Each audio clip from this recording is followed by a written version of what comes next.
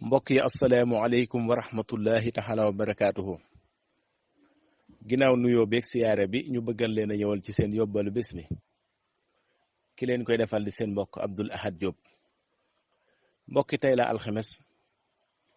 tombeeg fukki fan ak juróom benn ci weeru tabaski ci atum junni ak ñeenti téeméer ak ñeent fukk ak benn ci gàddaayu yonent bi sallallahu alayhi wa sallam dëppoog juróom benn fan ci mois de août ci weeru tubaab ci atum 2020 mbokk yi fukki fan ak juróom benn nag daa bokk ci lim yi fàtt kon bis bu fàtt la lépp loo xam ne des na ko wattandiku ci bis bu fàtt rek des na ko ci wattandiku muy lu ci mel ne tàmbali ci dara mbaa àggale ci dara mbaa takk ci ab sëy mbaa àggale ko ci ak yu ko nuru ginnaaw loolu mbokk yi ñu ñëw ci yóbbalu bis bi yóbbal bi liñ ciy waxtaane mooy liy faj jabeet ñi nga xam dañoo amee feebaru suukar bañ tere leen lekk suukar waaye balaa ñu ñëw ci liy faj jabeet mbokk yi ñu wax leen ku amee jabeet yim war a moytu ak yim war a def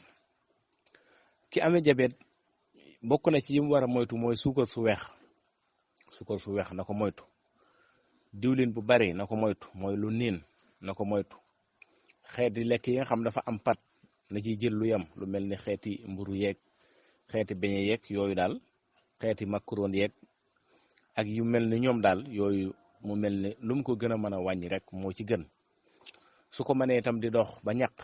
lu baax la ci ko am jabet dana ko wàcce mooy di dox ba ñaq te bañ a dox naaju tàng di dox suba teel gi wala bu jant bi soo te bañ a dox lu ëpp itam di faral di naan ndox mu bari itam baax na ci di faral di naan ndox lu bare bari baax na ci kon mbokk yi ku am jabet dañ koy wax ni na nga wut benn doomu pom nga baxal ko ci ndox ba mu ñor nga naan ndox ma nga doon baxale pom ba lekk doomu pom ba def ko ay fan nga seet incha allah ci kàttanu yàlla da nga ci yëg ak tan mooy ki am jabet na wut doomu pom baxal ko ci ndox mu tàng baxal ko ba mu ñor mu naan mu bàyyi ndox ma ba mu sedd ba mu ñime ko naan mu naan ko lekk pom ba mu def ko ay fan mu seet def ko lu jege une semaine ba fukki fan rek incha allahu rabbi baax na ci koo xam ne dafa amee feebaru jabet mbokki kon loolu mooy yóbbalu tay bi ñu taxaw foofu ba beneene di wax wasalaamaaleykum wa rahmatullah